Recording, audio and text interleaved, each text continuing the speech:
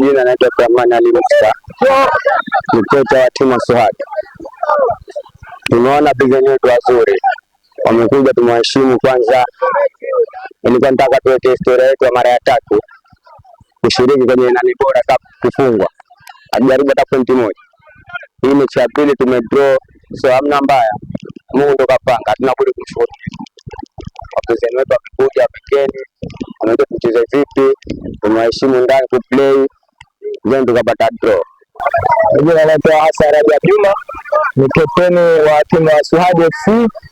Ni viongozi kwa wenzangu kupambana huu mchezo, kukamilisha ratiba ya michezo ambayo leo tunahitimisha, na pia so riski yetu, kwa sababu lengo letu sisi tunataka kuwini hii mechi. Unafahamu?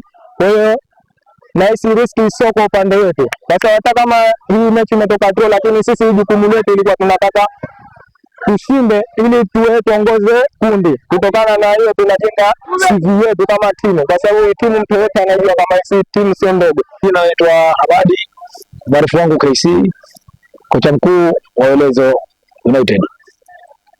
Mchezo ulikuwa ni mgumu, mchezo ulikuwa sio rahisi, kwa sababu tulikuwa tunacheza na wapinzani ambao kwamba wanaongoza ligi, ambao kwamba sisi tulikuwa tunahitaji tushinde mechi ya leo ili tuweze qualify kuingia 8 bora.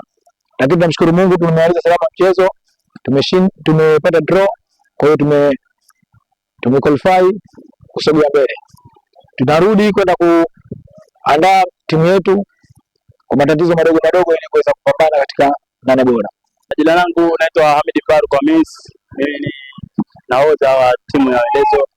Kwa kweli mchezo ulikuwa tafu, ila tunashukuru Mwenyezi Mungu kwa kumaliza salama, kwa sababu kama unavyojua katika mpira kuna matokeo matatu, kuna kushinda, kudraw na kufungwa. Kwa hiyo chochote kile ambacho utakipata mchezaji unatakiwa kumshukuru Mungu, kwa sababu yote linakuwa ni mpango ya